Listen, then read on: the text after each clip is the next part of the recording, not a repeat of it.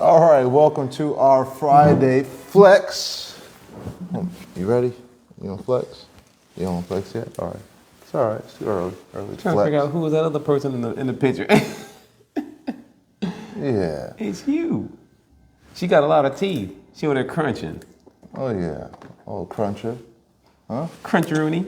Yeah. Crunch and munch. So, welcome to today's Friday flex. Today, as you know, the series variety, the spice of life.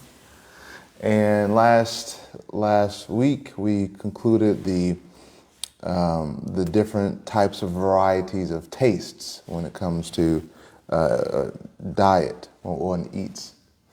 We're eating away from right now, which is, I guess, mode of goodness because there's healthy things in there. Anyway, so today hi. Oh, thank you. So this the next 3, or maybe next 2 weeks are going to be like sacrificing in the different modes of nature. She's like, you better sacrifice them wafers. So the connotation, so when we think of sacrificing, sometimes we may think of it in Like ASMR. we may think of it in like an archaic term, you know, but as you all are more than likely aware, we're using the definitions or the conceptual idea from the Eastern text, the yoga text, about what sacrificing means in the sense of Confirmed. exactly. So, so in this Friday Flex series, we're going to be talking about like the nature of goodness when it comes to sacrificing. And one of the most common traits when we're talking about sacrificing or doing giving up something or giving something, depending on which way you look at it in the mode of goodness, is the objective, the goal has to be beyond yourself, has to be something which is for the greater good, if one can say that. And this, so for example, if we spend our time studying, working on ourselves, that kind of sacrifice of time, yes, you have. How do you have residue on your face like that? It's supposed to be crutchy, not boogery. Yeah, but I guess, yeah. Oh. The excitement. And Yummy, yummy. Ow. You grabbed it, didn't you? Yep. Oh, there it is. so so if a person, for example, is working on themselves, that work within themselves is actually in the mode of goodness because it's happening on a micro level, that success or that endeavor, the results are felt on a larger scale. So, for example, I often bring up the fact that, you know, Joseph has created this regimen in which is very inspiring. Eating, sleeping, and Not mating.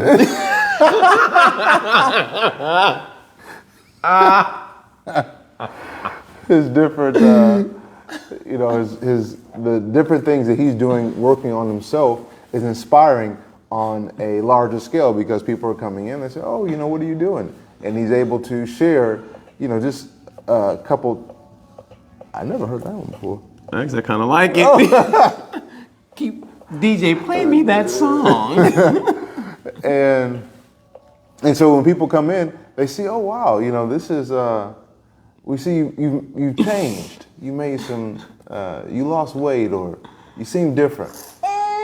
And that inspires a change within them. And so this kind of sacrifice that he's doing with his time, he's going to the gym every day for hours a day. Not every day. Most days. Not even most days. I just do a little bit here and there. Modesty. And I'm being modest. Just being honest. I know. Aye. And but his dedication to calorie counting, those kinds of things are sacrifices in which. Girl, are you still want more? Okay, all right. She can have whatever she Whatever you say, likes. boss. Whatever you say. All right, Yeah. All right. So his calorie counting and all these other things which are being done, which is a sacrifice for him, and right now it's probably a sacrifice worthwhile. But these kinds of things, because they're for the betterment of himself and society on a larger scale, these are considered like, yes, ma'am, these are considered like mode of goodness. And, yes, is that the time? Okay. And this, and even in this scenario, girl, you trying to grab my tie? Even in this scenario, like parenting, when done properly, is considered like a sacrifice in the mode of goodness, because one's spending their time, efforts, money, wafers, energy, on the upliftment of a child. So there's different varieties of sacrifice in which one sacrifices their time, and the benefit is beyond themselves, because even in the parental role. Thumbnail. Get over here. Sorry. Flawless. What was that about? What? That was a babetality. Special codes. And now you want to just. What is this? What is this about? Grab daddy's tie, bring him over, and grab his tie. Grab uncle's tie. You have to reach for that one. Yeah. But that would be a sacrifice. But yeah, so when parenting done properly, the success is the child is, instead of a burden to society, the child is now an asset to society. The child is now bringing value. I'm okay. I won't eat till later. Here, you have it. Do you want it? She just broke bread with you, and you're gonna. They broke wafers.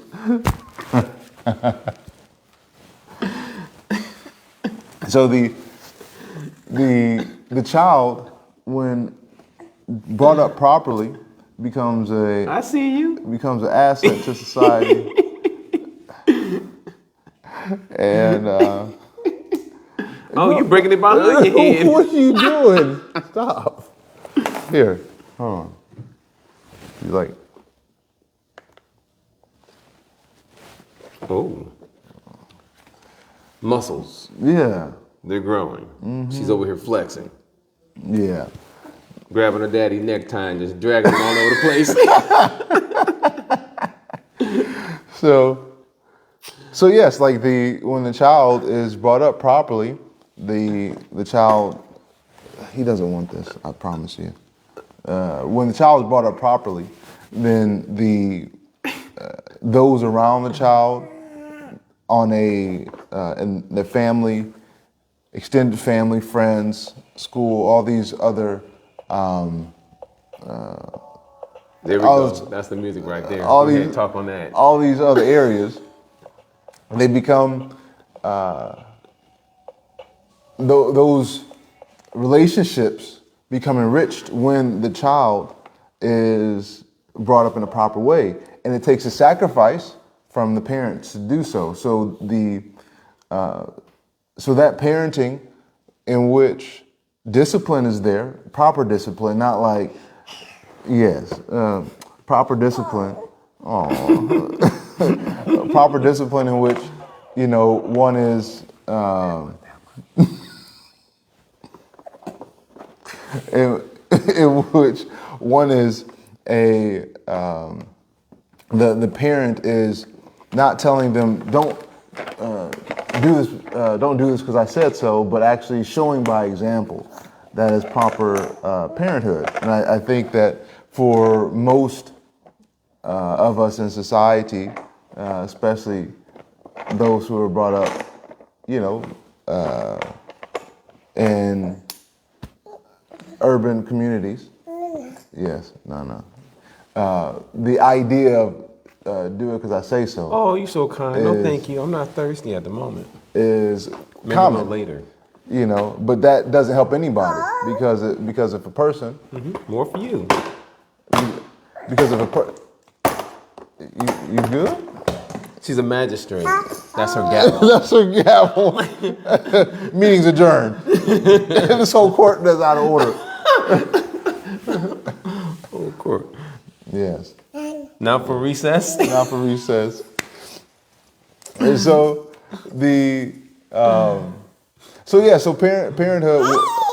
parenthood when done properly, should allow for the child to see by example that the parent is doing the same thing.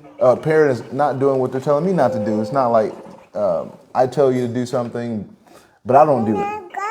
Yes. Oh, do you want out? You want to just chill in here? Like parenting means by leading by example, and that is sacrifice in the mode of goodness. Because yes, you want out? Yes, that's what this means. You want to get that foot? Oh, yeah. All right. Hey, so now, hey, if you're in the lap, you gotta chill out.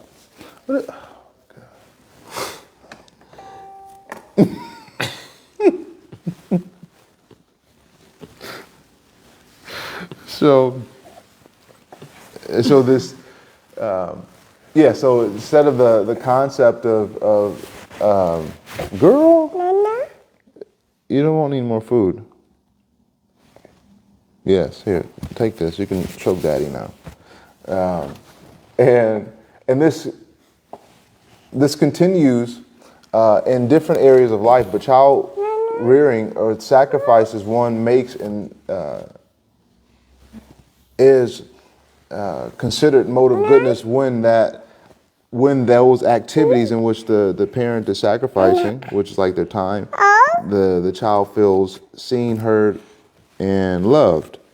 And the sacrifice of waking up in the morning, changing diapers, these different types of activities. I have buttons too, don't worry. That's an invitation. No, that's not an invitation. I just let you know I got buttons. She's looking at his shirt like, buttons? I wonder if he got buttons. So these things, just to name a couple characteristics in parenting and good parenting, which are considered. Hey, I need you to focus. Focus. All right. So if you can sit here, you're gonna have to sit. Don't instigate. Don't hit me like that. So I'm gonna put you back in here. All right. You're gonna go back in here. Is that what you want? Oh, now she got it on her hand. Did you eat it? Of course. Wouldn't you? We call saving it for later. Yeah. Just add water. Yes. So this is, and we see sacrificing also, like the good kind of sacrifice in relationships in which time is being spent in that relationship to make sure the other partner is being heard properly and allowed to be seen, allowed to be respected. And these types of activities are, in a healthy relationship, good, because what do they say? Happy wife, happy life, happy husband. I don't know. I never heard that before. I don't know if that even exists. It's happy wife, happy life. That's all I know. But this idea of creating happiness within a home, that happiness is caused by, of course, and we don't look at it like this, but the sacrifice that we make in learning, okay, what is it? Girl, get your legs under yourself.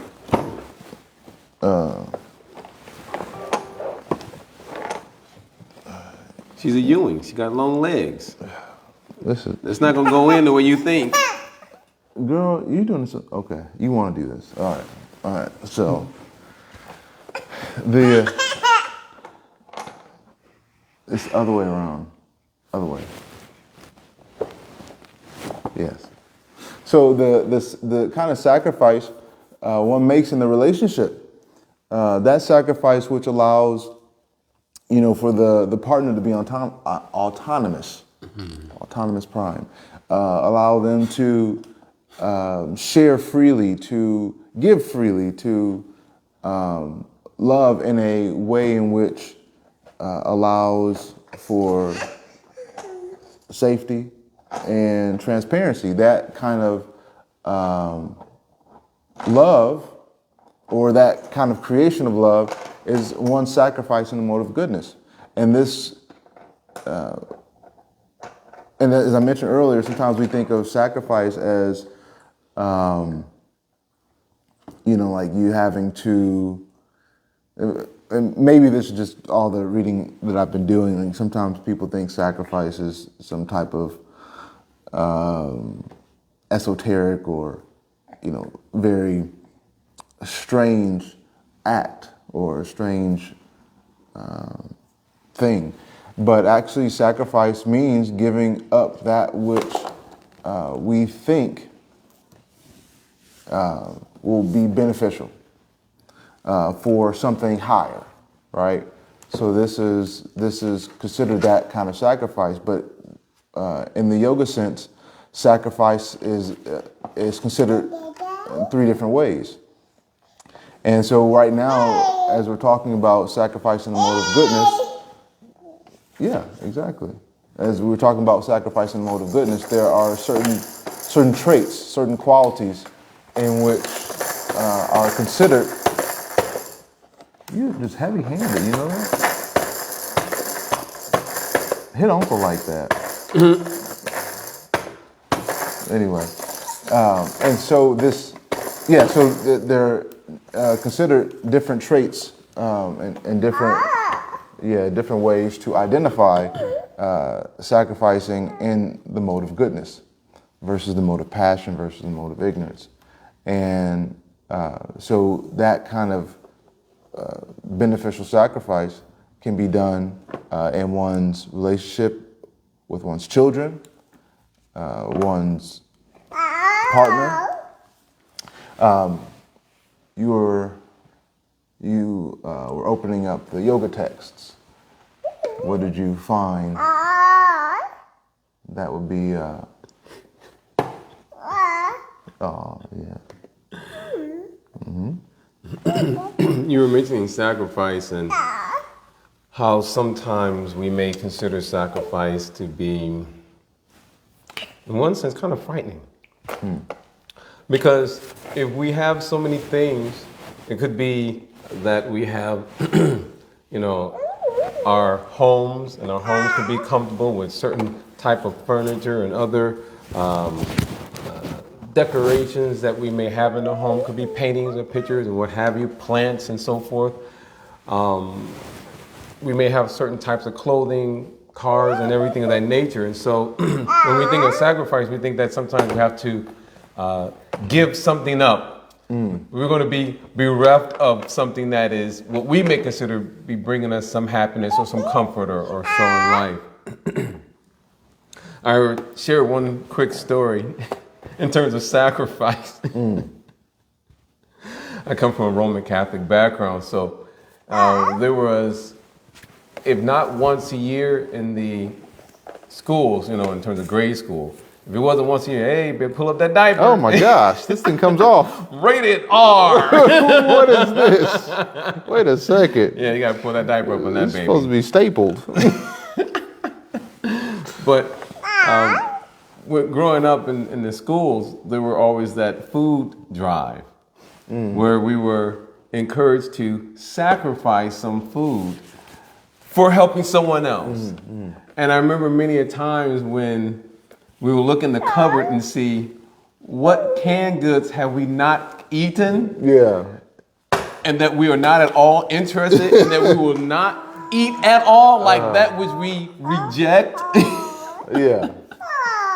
like, ooh, I don't like, whatever this soup may be. Yeah. Maybe it was like a barley vegetable soup. Little Like Campbell's ooh, tomato soup. I don't want this. No, the Campbell's soup was great. Tomato soup, Yeah. But it was like that vegetable soup. It was like, I'm not eating this The vegetable celery. soup. The celery. The celery? Celery What, soup. cream of celery or something cream like celery, that? yeah, Something yeah. crazy. Yeah, You look yeah. at it, you're like, I'm not going to eat this. I'm not gonna eat that. So I was always given those cans that we weren't going to eat to give to someone as a form of sacrifice. That was supposed to be like in a form of charity. Right. We will sacrifice this to give this to someone else. But really, that's not what sacrifice is meant to do. Right. Right. When we sacrifice, it should be sacrificing that which, because austerities and sacrifice, Put the pants back up. it should not be quote unquote easy. There will always be a challenge, Right. and we should be willing to give up something that one may consider to be a lower taste, since we were talking about different tastes before, like in the mode of goodness, passion, and ignorance in the previous podcast. So like giving up a lower taste for a higher taste. And we may not necessarily have a strong affinity for the higher taste, but if we know what is best for us, maybe we may not want to give up eating certain things, for example. For some people, I remember even having a conversation with my mom. But you know how there are certain foods that could be sugary and basically unhealthy. Like a lot of junk food out there in the world could be considered unhealthy. Yeah. So all the different types of chips and this and that. But if we want to improve our health and the function of our body, and even if the doctor tells you, you might want to change your diet, eating all the junk food is not benefiting you, to give up something for something better, meaning more fruits, more vegetables, right? It's giving up something lower for a higher taste. It should be something that is, again, a bit of a challenge. And one of the verses when you were mentioning about the sacrifice, I was thinking about chapter 18, text 5 of the ancient yoga text, and it says, acts of sacrifice, charity, and penance are not to be given up, they must be performed. Indeed, sacrifice, charity, and penance purify even the great souls. So even if one is wanting to make progress in anything, we all have to make sacrifice in some way, shape, or form. If you want to earn a living, you have to sacrifice time from doing something else to work. If you want to get an education, a degree or something like that, you obviously have to sacrifice some time and some effort and energy to study, to go to your classes and so forth, so you can get a degree, which you'll utilize in the workplace. So sacrifices, especially when we do sacrifices even for things that are in the mode of goodness, it actually has it's good, it's healthy. And to, of course, make sacrifices where, even spiritually, we're willing to give up certain things so that we can actually again, in a spiritual setting, basically develop a deeper and more profound relationship with the Supreme or the Divine, as one may say. So sacrifice has to be done because, again, it purifies one. But if we're not willing to sacrifice, we're simply willing to do the opposite, then that does not benefit us, right? It does not allow us to even control the senses, right? We end up finding ourselves, especially if we are honest with ourselves, we find ourselves being servants of the senses and not masters of the senses. So in ancient wisdom, they say that when one is a servant of their senses, they are a go-das, go referring to the senses. So it was just, when you mentioned sacrifice, I was just thinking that of that verse that, again, sacrifices should not be given up, actually, but one should perform sacrifices because it is, overall, it purifies one. Yeah. And of course, one may do it for themselves, but it also benefits others too. Right. And that's... So it's not being selfish is what I'm trying to say in one sense. Now, of course, there's obviously different types of sacrifices. Sacrifices in the mode of goodness, passion, and ignorance. Right. And of course, there's sacrifices that are in a pure mode of goodness. Right. But just in general, if we are looking at just the mode of goodness, one should at least perform some sacrifices. And that's the point you mentioned, I think is spot on, especially about one's health, is that if we understand what is beneficial for us, for our health, then Really? and then a person will Grimace? make all endeavor to put their body in a healthy position if they understand what is necessary. And so, like you mentioned, one sacrificing, instead of eating, two things of ho-hos, it's one thing of ho-ho. And then... just a hoe. Just a hoe. You don't have to have a whole hoe, just have the hoe. And then slowly, reducing until it's like, okay, you don't have to, that craving or that desire is not there, anymore or as much. Yeah, if we work on it, then practice makes perfect. Practice makes so it doesn't just happen overnight. Right. It is difficult as a challenge, but again, a little bit at a time. One can chip away at it, and definitely, she should be playing dodgeball. She would be great. Just keep it in. Keep it in. Thank you. But this, and unfortunately, sometimes we hear from, others what journey they've been on in their health and how they've had terrible health, and we see what they eat, but sometimes we don't want to make changes in our diet until a doctor says you got to make that change. And even when the doctor does say it, there are some of us that we don't do it at all. You trying to... Look at you, nice, you happy. She's like, I got his shirt finally. Took months. And she didn't get you. Spotless. Amala. She's waiting to get daddy's shirt. But the idea of sacrificing based off of seeing this is the better choice, this is the better alternative, and doing that which is better, that is mode of goodness, that is ideal. When we are working proactively, I think will be also a good characteristic is sacrifice in the mode of goodness is proactive, because it allows for that which is being sacrificed to be the utilization to be put in other to be put in a productive, conducive way. And this, so to the idea of diet, if we are giving up those things which are going to, girl. Uh-oh. If we're giving up those things which are truly bad for us, are we really giving them up? You know what I mean? Mm-hmm. Like, if they're not good for us and we don't do them anymore, are we really giving it up? Because there are people who still think about certain things. Right. Meaning like they may externally not do it, but they're still contemplating. Right. Right?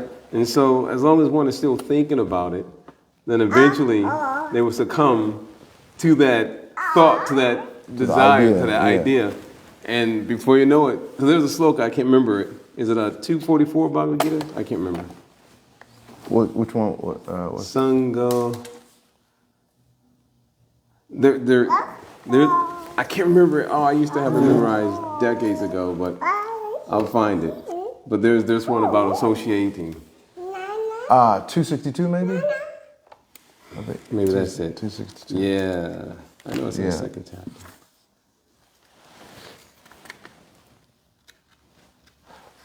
But yeah, the 262. While contemplating the object of the senses, the person develops attachment for them.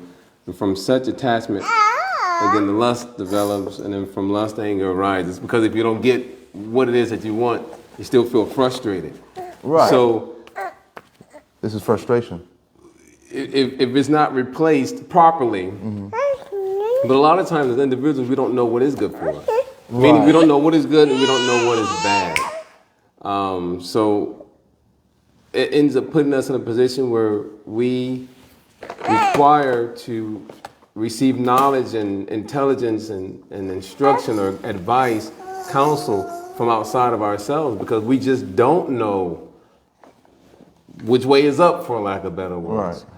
But it requires still at the same time some humility and some willingness to be honest with ourselves to a degree where we can say, you know what, man, I need to get some help. Right. Because I just keep making the same mistake over and over and over again, like a pattern. Right. You know. But again, there are others who don't recognize that pattern. Right. And they're so enmeshed in whatever it is that they may be doing, they're so entangled. Right. In this web. And I've seen, when I think about web, I think about, an insect that's caught in a spider's web. Mm-hmm. And I've seen many times where the insect, he's caught in a web, and I've seen this insect fight and fight, it has wings and everything, and it's trying to flap and get out. Mm. And it becomes further entangled. Mm. By all of the effort that is put in, it becomes further entangled. And at the same time, he doesn't realize that he's ringing the dinner bell for the spider. Because he's letting the spider know that, hey, I'm over here. I'm over here, yeah. Come and get it, hot and ready. Yeah. And basically, the spider is waiting for the little insect to tire itself out. Mm. And then it's lunchtime or dinner time or breakfast, whatever it may be. So a lot of times, we end up becoming more and more and more entangled. And it's very interesting, even in 7:14 of the ancient yoga text, it points out that this energy is very difficult to overcome. Mm-hmm. And you can try with your own might and on your own endeavor, but you're not going to get out. Mm-hmm. Don't get out of pockets. She's picking my pockets. It's your pocket picker. Get your hand out my pockets. So it requires someone from outside. Mm-hmm. From outside, exactly. That's right, Pastor. Someone from outside to help us, right? Because an object in motion will stay in motion till there's what? An outside force that acts on it to help it change its direction or trajectory. So we require, again, some guidance and advice, but we have to have some humility and be honest with ourselves so that we can get the necessary help. Right. And in the beginning, yes, it's going to be a sacrifice because they're gonna come in and they're gonna, and I've seen those shows, decades ago where the fitness trainer, he goes to the person's house and he goes to the refrigerator and he just grabs the garbage can, he just pulls everything out. Yeah. Cake, all the pop, ice Yeah. cream, popsicles, fudge sickles, orange sickles, the donuts, Yeah. the hoes and the ho-hos, the Twinkies and the ding dongs. He pulls Yeah. everything out, the chips, the candy bars and everything, pulls everything out, starts asking them how much of this you're eating. What are you looking at? They got a tattoo on it. What kind of? What did you say, Yanni Connie? What is this? Dear Kevin God. This guy was teaching us how to get tattoos on the rear end. Wow. Society. All right. So then once we ask for help, we also have to be ready to receive that help. Right. It's like sometimes one may say, well, there aren't any qualified teachers. Someone may say that. Right. I'm not going to ask for anybody to help me. I can do it on my own. I can figure it out. Who knows me better than me anyway? Right. You only live once. Yeah. And I've seen this person, that person, they get to a certain point and then they don't get too far at all and this and that. And this person doesn't like them. Look at the reviews and, the whole thing. And I get that. Right. And they may think that there isn't anyone that can help them. Mm-hmm. But then at the same time, just as one may point out, are there any qualified, teachers or qualified counselors or advisors or, someone that can help us? Mm-hmm. Well, what makes us think that we are qualified to receive? Yeah. Like it goes both ways. It's not a one-sided situation. That we have to be willing and ready to take on those sacrifices under the guidance of a person who knows what they're doing. And they can show by their own example as well. As you were pointing out earlier about raising children, we have to show also by example, meaning the parent has to show by example so that the child can see it's not just what the parent is saying. We also see that the parent has action that follows behind or alongside with the words that they're speaking. So the student or the person who is wanting to make a change, if they're honest with themselves, has to be ready. We have to be ready to receive instruction. We have to have the ears to hear. Yeah. Hey. Yeah, and that means that if one finds or allows a teacher qualified to give guidance, then that's the mode of goodness. That's sacrificing the mode of goodness because now you understand the purpose of the goal, and you're doing that which will be beneficial to help you get to the goal. We're sacrificing our flimsy intelligence for some higher intelligence. Exactly. Because what we were doing, the mindset that we had prior was not helping us to be a part of the solution. It was causing us to be a part of the problem. Therefore, we have to make what is called a paradigm shift. Again, receiving instruction and guidance from outside so that we can be successful. There it is. Success. Success. Temporary success. She's gonna throw it out. Pacifier. Yeah, temporary success. You gonna give it to Uncle? Uh-oh. I don't know what to tell you. Yeah. So this, yes, ma'am. But yeah, these types of sacrifices. What is the cause of your distress right now? What's the cause? Yes. So these sacrifices in the mode of goodness happen in one's with oneself, one's family, one's work life. I mean, working. Sacrificing the time at work to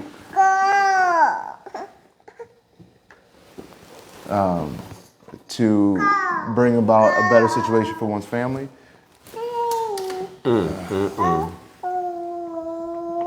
And then she says, "Oh, at the end of the day." This is A1 trolling. This is trolling right here. But yeah, the ancient yoga text explains very systematically, very clearly about the kinds of endeavor or the kinds of sacrifice that we make, and the different mindset behind that particular sacrifice to allow for there to be some clarity as to how to identify what is what. And because this episode is stop. Because this episode is talking about sacrifice in the mode of goodness, this is what we're talking about. This the idea of what do we give up, what do we release, or what do we trade in for to achieve something much more beneficial, the most beneficial thing. And that type of sacrifice, as I mentioned, can be seen in parenting, can be seen in one's relationship, even oneself. You know, like we were talking about the weight loss journey, those desiring to lose weight. Oh. Girl, hey, what are you doing? Stop. Ain't nothing in there. On that note, Mama Swift says, making positive change to one's diet, for example, requires making sacrifice. Making such sacrifice must be done with, a very important word, intention. That's what you were mentioning in short about clarity, having some clarity.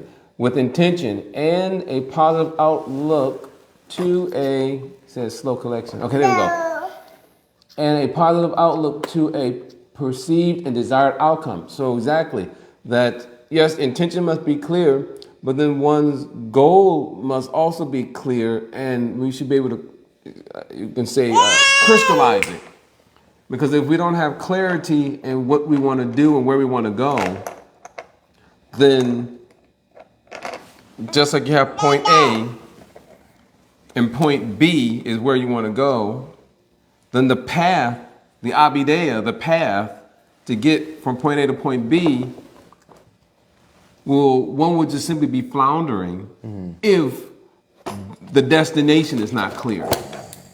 So therefore, having an intention, if the destination is not clear in terms of what one wants to do, if the goal is not there, if it's not, one cannot visualize it, and they're just, I'll figure it out, it'll come to me, then we're just simply wandering, right? We're just simply wandering.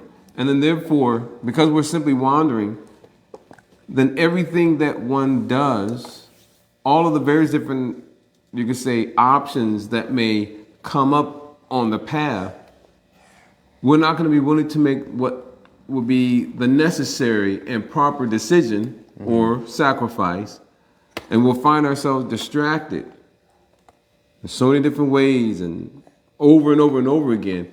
And we see that in many different situations and scenarios. People, they'll go down a certain path, but because they didn't have a clear intention, the goal is not clear, they're just kind of wandering.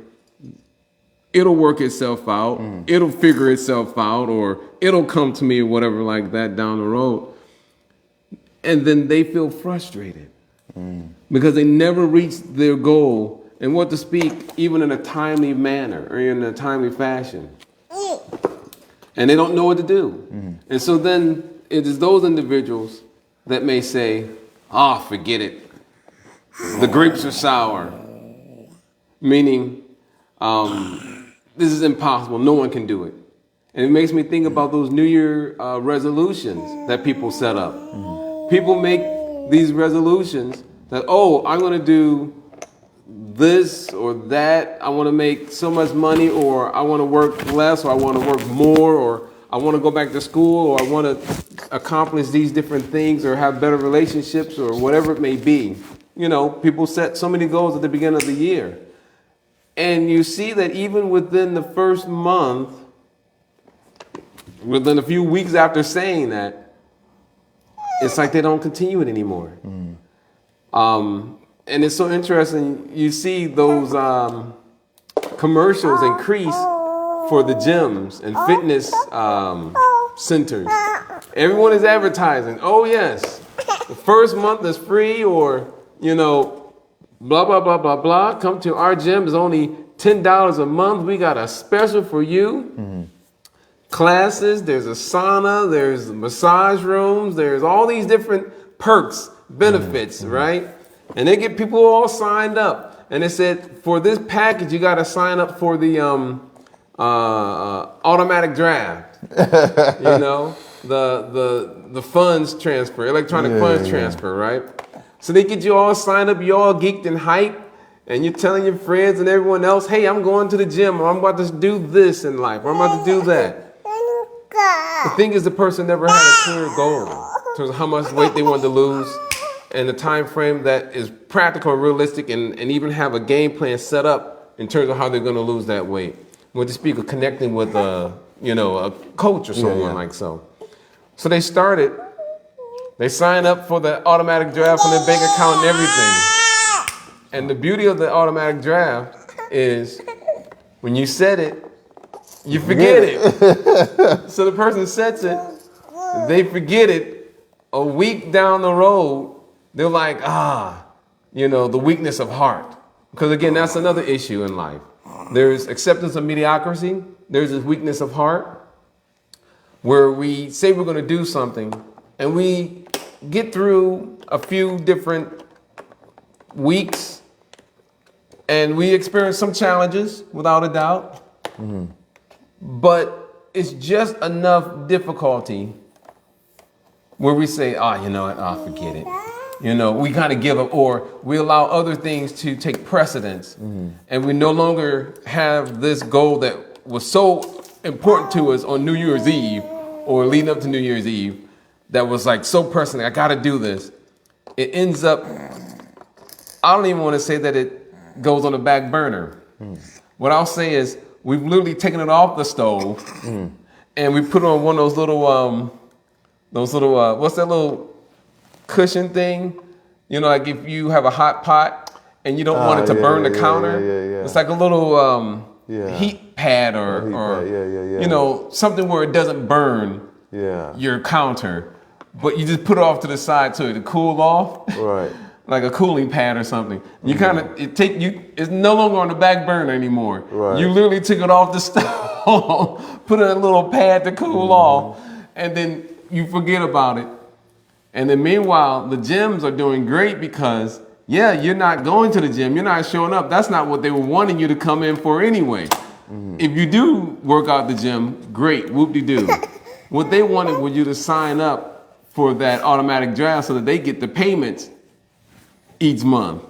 And they know that you're overwhelmed with everything else.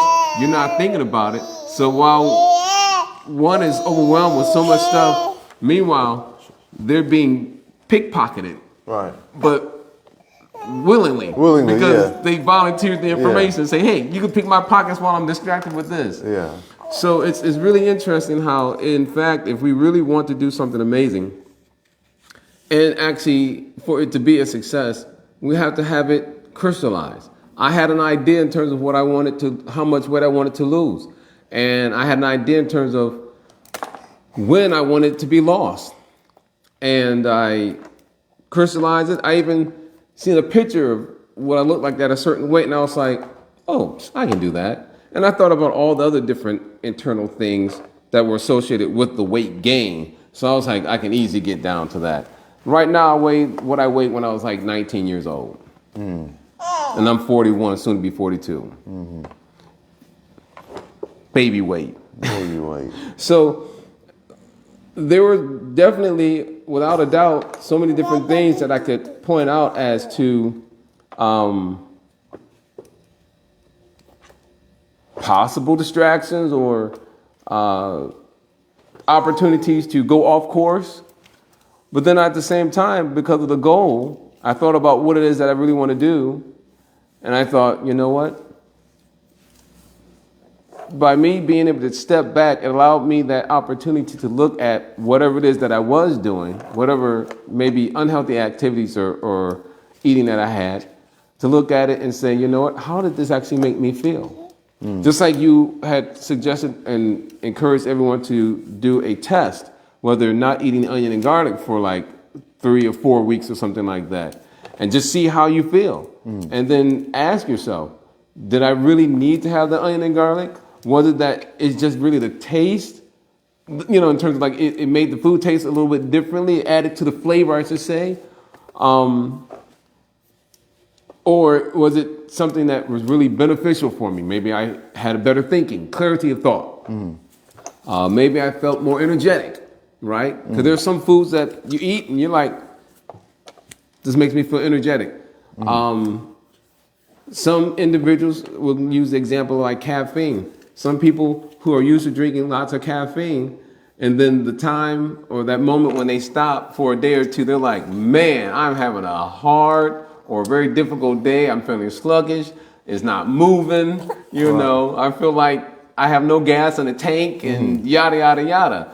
And they're thinking, did I not sleep enough? And they think carefully like, wait a second, I know I slept 6, 7, 8 hours, whatever it is that they need. So it's not the sleep. It's the fact that they didn't have that juice, you know, that caffeine fix that they were so used to for many months and years. And so it gives you a chance to see like, wow, was it that I actually was addicted? Not that someone is addicted, but, you know, was it like an addiction that I was just only doing this because it made me feel a certain way? And that's the other things that I also consider too. Is like when we do different things, what is the psychology behind why we do what we do?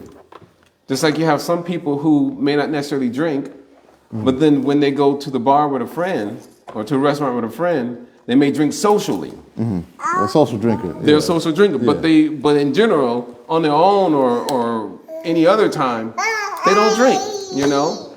So what causes one to act in such a way where they will eat or drink or behave or speak or whatever it may be at certain times compared to other times? And so when you look at the psychology of things, then you tie that into the weight loss as to, again, not necessarily be a social drinker, but maybe we're a social eater. Maybe we are an emotional eater. Maybe, for example, when you think about sporting events, what's always at a sporting event? You don't see apples and bananas and grapes at the football game or a baseball game. They're not selling fruit unless it's one of the brothers from the Nation of Islam, you know, walking around on the street corner selling you some fruit. But outside of that, you don't find anyone with fruit there at the game. It's always popcorn, nachos, hot dogs, hamburgers, you know, sweet, sugary, salty, fatty, like that, right? Comfort foods. Comfort foods. Yeah. And then even when we're at home and we're watching the big game, it's Sunday or it's Thursday or Monday, whatever the day is, I'm watching college football, I'm watching baseball or whatever it may be, or basketball or hockey. I like hockey. And most people, they're eating the nachos, they're eating all these different things because it is part of that excitement. You know, I'm excited, I'm watching my favorite team play. I'm with people that I like associating with, you know, and we're having a festive moment. But if the person was angry, would they eat those same things? You know, a lot of times we see when someone becomes angry, they lose their appetite. Whereas when one is excited and is having a good time and they're comfortable and they're relaxed, they may eat certain things. But also we see people eat certain things when they're in anxiety and stress too. Again, part of being emotional. Stress, anxiety, depression is another one. So again, when we look at the psychology of eating, why we eat, what we eat, when we eat, and what is the purpose behind why we're eating it, a lot of times we have a hard time even answering those questions. But when we do take that time to think about it, then we realize that, you know what, I actually don't have to eat this. Yeah. And it's not that one is to psych themselves out or to discourage themselves from eating foods. There's nothing wrong with eating, you know. There's certain sweets that you can make, certain meals and food preparations and so forth that really are delicious, you know, and there's nothing wrong with having them because you want to have a balanced diet is what I'm pointing out. You know, everything should be properly balanced and in moderation. But in terms of just the quantity of it, right? Or even with speaking of just quality, but quality would be another topic. But just the quantity or why I'm actually eating it. Those are questions that sometimes we actually have to look at and answer. Mama Swift said a couple things. You mind reading that? She says, Miss Ewing has something to say. Oh. And then the other thing is onion and garlic lowers blood pressure and impurities in the body.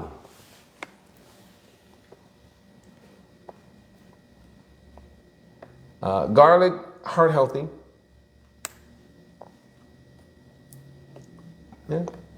Yeah, helps the immune system and building. Yeah. Can you scroll, see if there was... Nothing that way. Oh, nothing that way? She was just saying, referring to Iman. Oh. This Okay. is sticky. What do you got going on with your phone? If it wasn't me.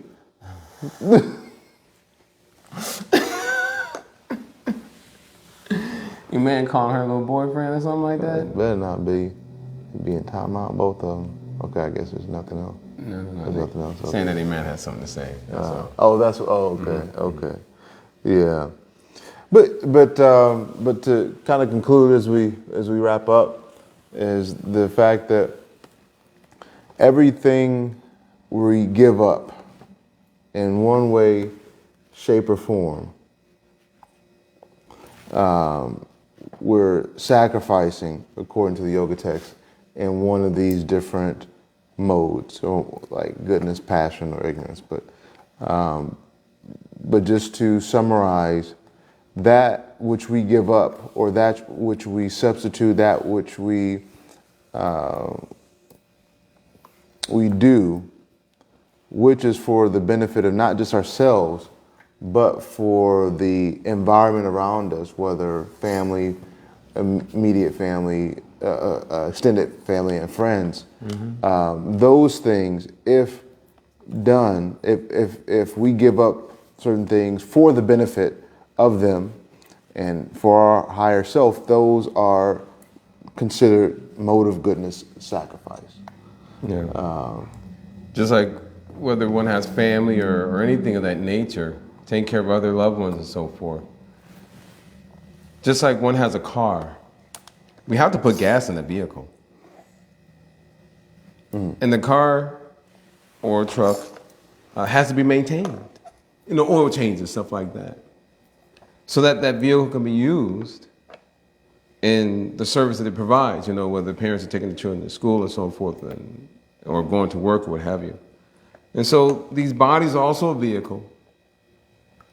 And we have to take good care of the body so that we can serve our family, so that we can do what is necessary. Otherwise, there are plenty of television shows, you know, we don't have to go into the details, but there are tons of TV shows of individuals who, at one point they were working, and then now they're like 600 pounds sitting on a mattress with a bed sheet over them because they can't wear clothing. And they've never left that room because they can't go through the door. Yeah. And now their children who are 10 years old, or children who are 13 and, you know, teenagers or whatever like that, are basically, they are the parent too. Yeah. And I remember watching one show like 4 or 5 years ago of this woman who had a couple of children, and some of the older children couldn't wait to graduate from high school and go to college because they were tired of just simply taking care of their mother. Every day, they had to not only had to take care of themselves, take care of the younger siblings, but they also had to take care of the mother, like bathe her, feed her, everything, all because the mother became. There was some situation where the mother, I can't remember if it was a loss in the family or something like that, but basically ended up being a psychological thing where there's some depression due to a loss of a family member or what have you, and the mother just stopped working, just stopped everything, and just sat at home and just ate. Wow. Because they allowed themselves to become consumed by depression. So that would be sacrificing the mode of ignorance. Right. So we'll wrap up. Hopefully this was somewhat enlightening for those who were able to hear. And hope you enjoyed you man's antics, as they are never ending. Anyway, again, thank you, and always stay flexing. I have no muscles to flex. I'll flex my ears. Do it. I got big muscles, baby. I keep underneath this shirt. Look at these man. She's like, yeah, he does. You want to see these muscles? I charge. Fans only. All right.